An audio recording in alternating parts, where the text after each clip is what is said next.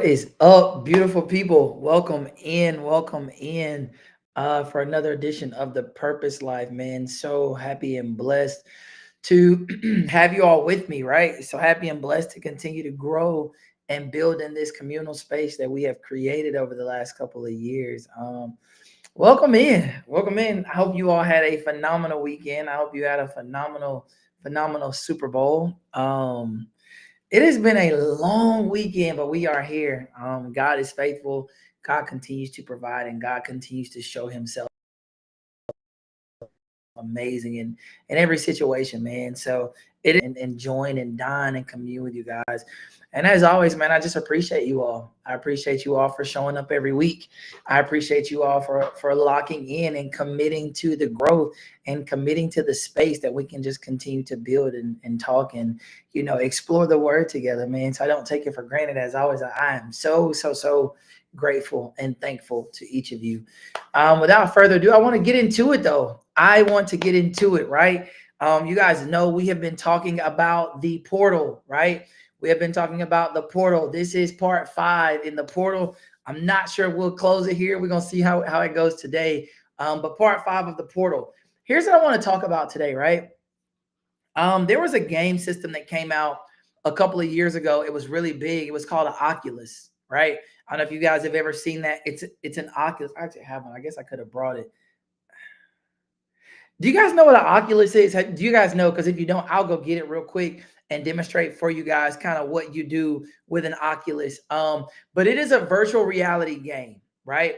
It is a virtual reality game. You've probably seen videos. It's a headset. You put the headset on and it goes over your eyes, right? It's white. And then you have these two controllers.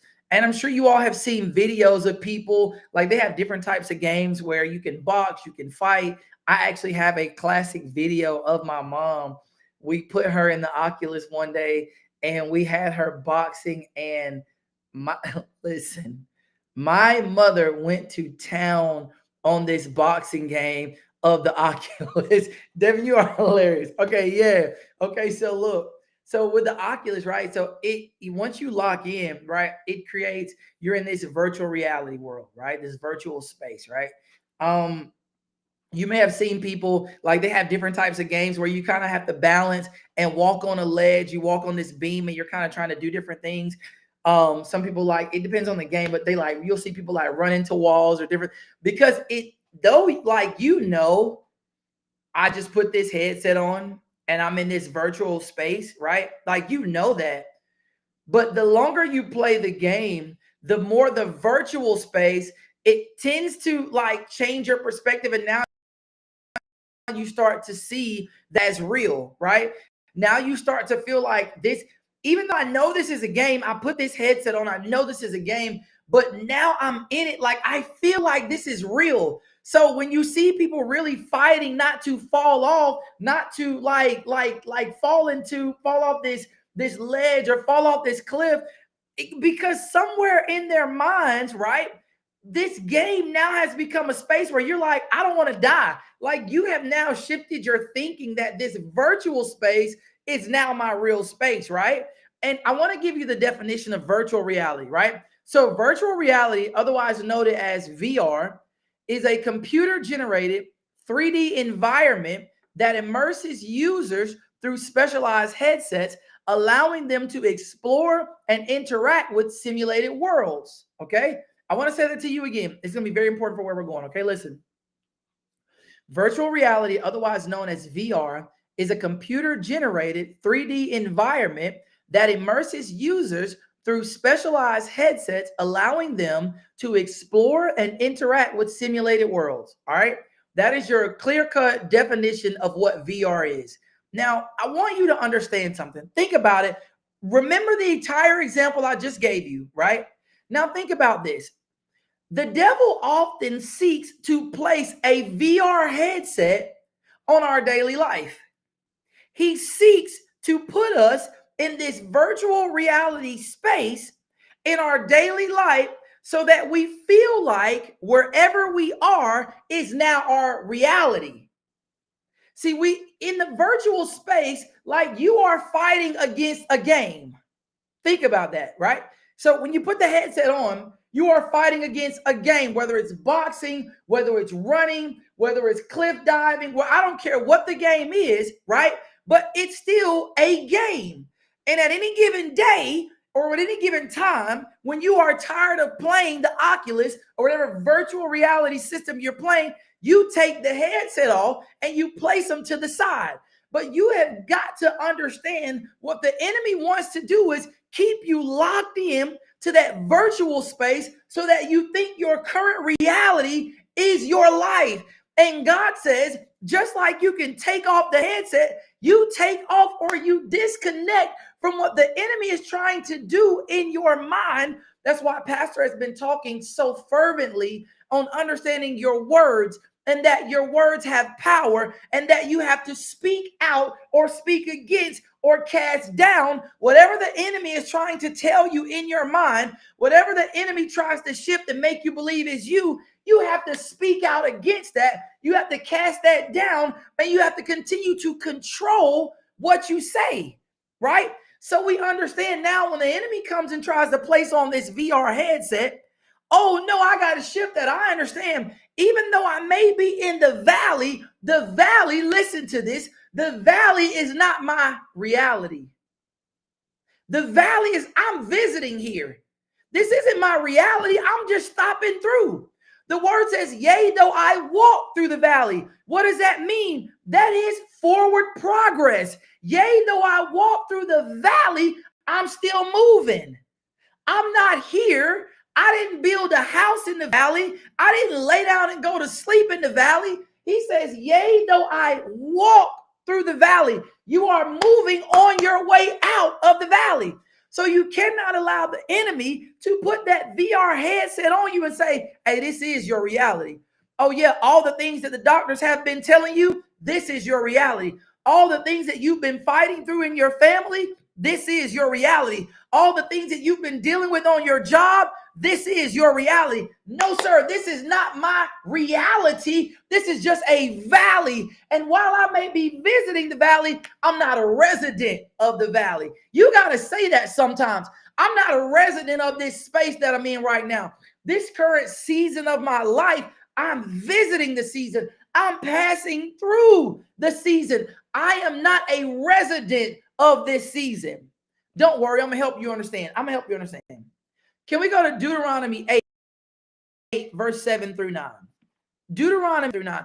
I want to point something out to you guys really quickly, right? Because I want you to understand how the enemy will try to come against the very things that God has already told you, the very things that God has already made available to you through the portal. The enemy never wants you to access that portal. Understand that his job is to steal, kill, and destroy. He never wants you to access the portal. He wants you to continue to stay in that virtual reality space of being able to be controlled and manipulated by a game, or being able to be controlled and manipulated by images he places in your mind, by thoughts that he places in your mind. You don't believe me? I'm gonna help you understand this. Okay, listen. Deuteronomy 8, verses 7 through 9. Now, what we're about to talk about is the promised land. Well, George, how does the promised land apply to where we're going? Just stay with me, please. All right. So Genesis 8, verses 7 through 9. Deuteronomy 8, verses 7 through 9. For the Lord God is bringing you into a good land of flowing streams and pools of water, with fountains and springs that gush out in the valleys and the hills. It is a land of wheat and barley, of grapevines, fig trees, and pomegranates, of olive oil and honey. It is a land where food is plentiful, and nothing is lacking. It is a land where the iron is as common as stone, and copper is abundant in the hills. Now, think about this. What is being described? The promised land for the children of Israel, right? The promised land for the children of Israel. Now, do you hear all the resources that are listed in the promised land? Do you hear that they are being told you will not lack anything? You will not go without. That means everything that you need is already in the promised land. Okay. Stay with me. So they are being told this. They understand this is the promised land. These are all these resources that will be available to us in the promised land. Okay, stay with me. Now, can we go to Exodus? Can we go to Exodus 3:8? I want to give you some context really quick. Just stay with me. Exodus 3:8. Verse 8 says this: So I have come down to rescue them from the power of the Egyptians and lead them out of Egypt into their own fertile and spacious land. It is a land flowing with milk and honey, the land where the Canaanites, Hittites, Amorites, Perizzites, Hivites, and Jebusites now live. So again, here's another promise describing the land, right? Describing the wealth of the land, describing the abundance of the land, describing how blessed they will be once they enter into the land. Now, us, right? I'm gonna just talk to you all today, like you here at the table with me, right? So now, us, if somebody were to tell me that I'm about to walk into that place, would I not be excited? Would I not be excited? Would I not be thankful? Would I not be ready to walk into that land? Right? We common sense would say yes, right? Okay, then let's look at this. Numbers 14, verses 2 through 4. This is where it gets good, okay? Numbers 14, verses 2 through 4. Numbers 14, verses 2 through 4. Stay with me now. Their voices rose in a great chorus of protest against Moses and Aaron.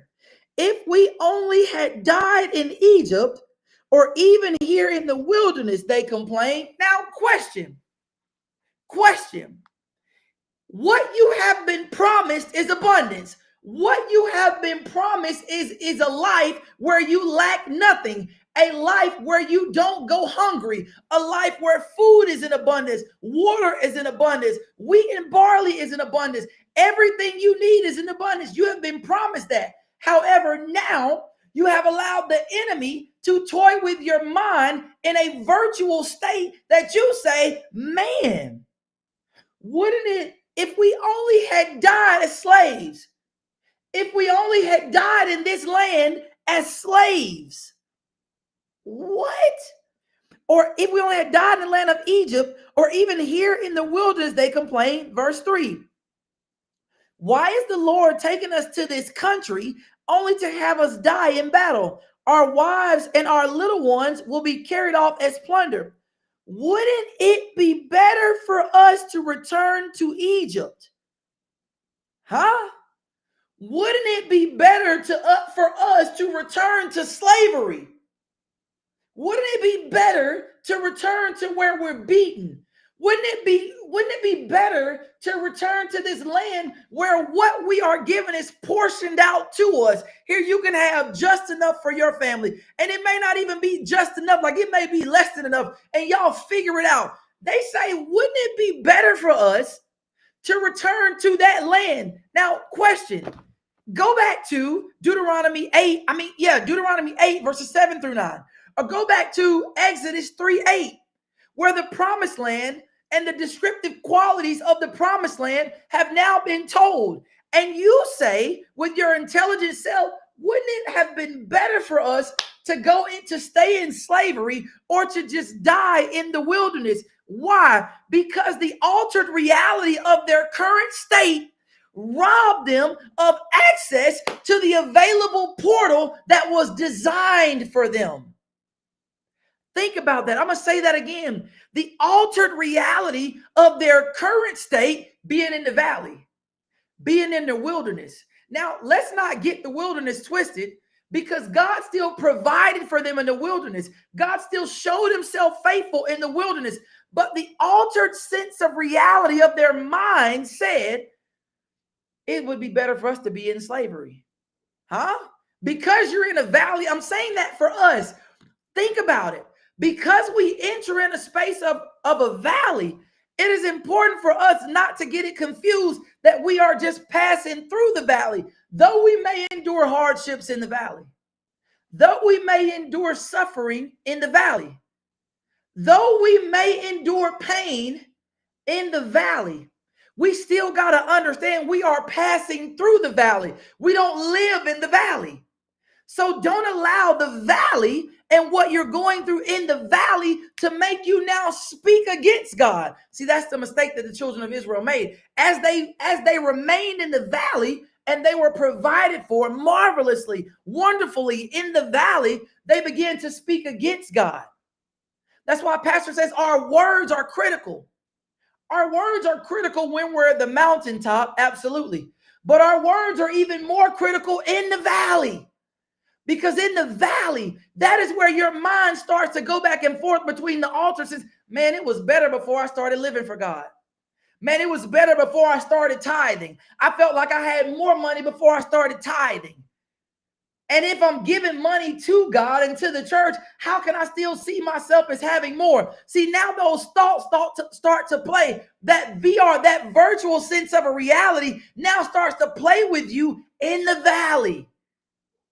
Man, I was doing so much better before I started to commit myself to church. I had more time for my business before I started serving on the auxiliary or before I started serving in the church. See, now that altered sense of reality in the valley, it starts to play with your mind. Don't be like the children of Israel and allow the valley to rob you of the portal. See, the portal was already available to them. Think about it. How then can God describe the land of milk and honey? How then can God describe the promised land to them if it wasn't already available? The portal was already there.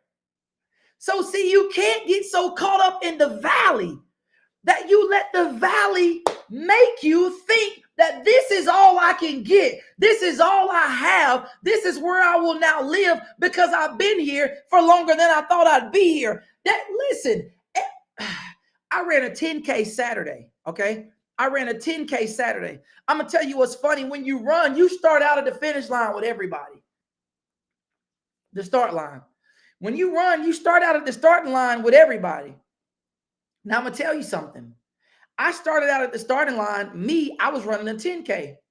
There were other runners running a 5K, which means we weren't running the same distance. So I couldn't get caught up on their speed. I couldn't get caught up on how long or how quickly they entered in and out of their valley. I had to run my race. As I continued running, there were people that passed me. There were people that I passed. I never tried to compete, and I never try to compete when I run with people that I'm passing because I never know what they're doing. There are some people that pass me in a race, and I just keep on running my pace. And I catch them by mile 4, mile 5. I pass them. Did I try to race them when I got neck and neck with them? No. They ran past me. I didn't alter what I was doing. I continued to run my race. I'm saying that to you. In life, we have to focus on running our race. The portal that God is open for you, it is open for you. Don't get caught up and don't let the enemy trip you up, making you think you got to do something different because somebody else is doing something different. Don't let the enemy make you think that, oh yeah, your family suffered from this. Nobody was able to make it out of this. So you will spend the rest of, man, this is not my reality. I'm just visiting here. I don't live here. This valley is just, in essence, it is a vacation. It is somewhere that I stopped by on the way to my true season, on the way to the promised land. They had to go through the valley first. Why? Because you had to be tested in the valley. You had to be tested in the valley to show yourself faithful. So when you make it to the promised land, there is no question. God did this for you. From there is no question God is and what his power represents. When you make it to the promised land, there is no question anymore. Oh, I'm here. There's no question. There's no question. I can look back at that valley and I understand that in the valley, my faith grew. In the valley, my faith grew.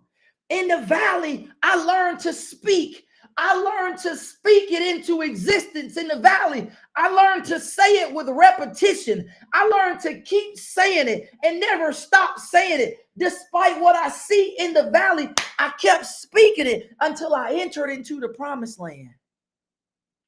Don't allow the enemy to put that headset on your head and make you operate in that virtual space. Oh, no, you little silly devil. No, I'm not. No, this isn't my reality. Sometimes you got to say that and you keep saying it. This isn't my reality. I don't care if people around you tell you that you are crazy. This is not my reality. How do you know that? Because I stand on what God said. And what God said is that this isn't I'm not going to claim something that God didn't put on me. Okay. Can I help you understand something? I want you to know that the devil is still the same devil. He doesn't have new tricks. He doesn't have new tricks. He's not slicker now. He's doing the same thing. Don't believe me? I'm going to help you. Can we go to Genesis 3, verses 1 through 7? Genesis 3, verses 1 through 7. Now, I want you to understand, we are talking about the Garden of Eden right now, all right? We're existing in the space of the Garden of Eden in Genesis 3, verses 1 through 7. Now, I want you to understand that prior to this text, right? Prior to this text, Adam is here, and Adam and God are in lockstep. Adam is moving with God. Adam is existing with God. The word says that God brought every animal to Adam, and what Adam called animal is exactly what, like they were in lockstep. Okay, so I want you to understand a space of abundance. He operated in the Garden of Eden, and so when God created Eve, she now operated in the same space, in the same Garden of Eden, in a place of abundance, in a place of wealth. Correct? Right? We know this, right? Okay, because I need you to understand this. The enemy doesn't just approach you when you're in the valley. He also approaches you when you are on the mountaintop. He approaches you when you're on the peak, because on the peak, I want to make you think that is something more that you're missing right here in this space. You got to understand, he's not bringing out new tricks. What our pastor say? No more tricks in 26. You got to understand that. Okay, Genesis 3, verse 1. The serpent was the shrewdest of all wild animals the Lord God had made. One day he asked the woman, "Did God really say you must not eat the fruit of any of the trees in the garden?" "Of course we may eat the fruit from the trees in the garden," the woman replied. "It is only the fruit from the tree in the middle of the garden that we are not allowed to eat. God said you must not eat of it or even touch it. If you do, you will surely die." Verse 4, you won't die. What did he do? God gave explicit instructions. Eve knew that. She just showed that she had knowledge of it. She said that God said, if we eat of this fruit, we will surely die. What did the enemy do? He immediately pulled out his virtual reality. Been around for a long time. Y'all just didn't know it. So the devil now pulls out his VR goggles and he puts them on Eve's face and he says, listen, you won't die. God don't know what he's talking about. You will not die. What did he do? He now changed what was her actual reality and gave her an altered, simulated reality to make her start thinking differently. He said, you won't die. The serpent replied to the woman, God knows that your eyes will be opened as soon as you eat it, and you will be like God, knowing both good and evil. The woman was convinced. The woman was convinced. What happened? He just shifted her reality.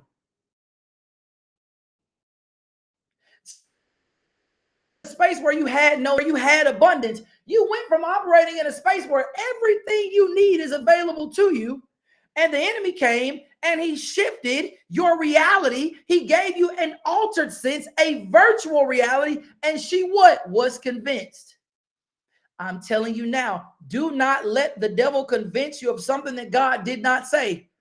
Do not let the devil convince you to receive or accept something that God did not say. The devil cannot convince you that a sickness that has taken on your family, that has moved its way through your family, through generations, the devil cannot convince you that the same shall be true for you, because you understand that when Jesus hung on the cross, he said, by my stripes, you are healed. You cannot convince me of something that the word has not said.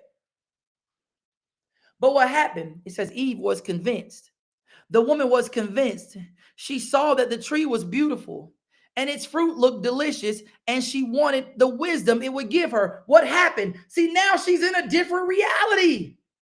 See, now you're looking at this tree that you had passed by. You've seen this tree. It wasn't a new tree. The tree was there when God told Adam, don't eat of it. And when Eve gained the knowledge of not eating any fruit of this tree, it wasn't a new tree. So why now, all of a sudden, did the tree look beautiful? It says she saw that the tree was beautiful and its fruit looked delicious.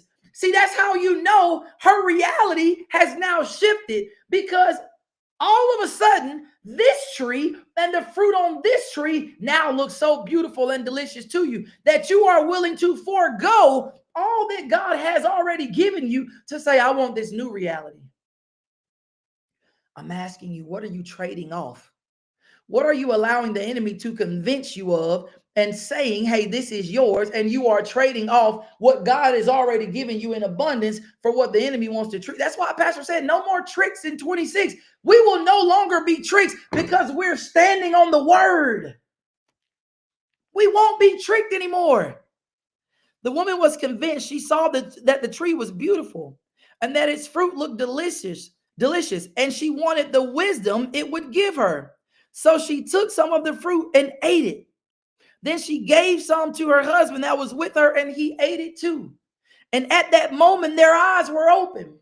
See, now in that moment, they realize we are no longer in the reality that God placed us in.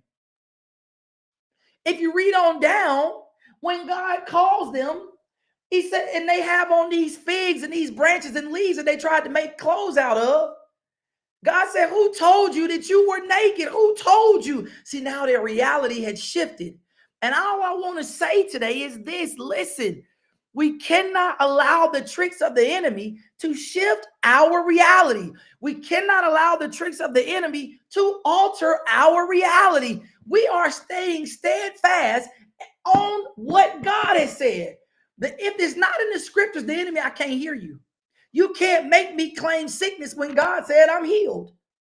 You can't, you cannot make me claim and accept and receive lack on my life when God said that he calls us to owe no man nothing but to love him. Then that means I cannot claim debt on my life, because I've got to stand on what the word says.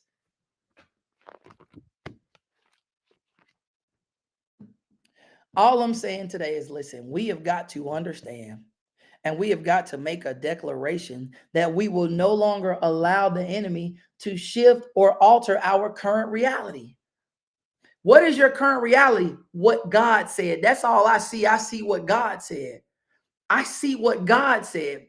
So when I speak it, even though it isn't here yet, I still see what God said. God said I'm healed. I speak healing, and I'm going to speak it so much until it becomes my reality.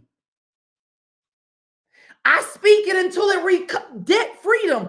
I speak it until it becomes my reality. It's critical what we say in the valley. I speak it until it becomes my reality. Hey, listen, man, I appreciate you all tuning in today. As always, man, I enjoy you guys. I enjoy your commentary. I appreciate you guys giving me the time today. What are we, 29 minutes? I appreciate you guys giving me the time today. As always, man, I love you guys. I wish you nothing but the best. I speak God's favor, God's blessings, God's prosperity, God's love, God's mercy on your life in every area. In every area. I pray that you are the light. You shine the light in this world that God called us to be. No matter your situation, no matter your circumstance, you be the light that God called you to be. I speak that over your life.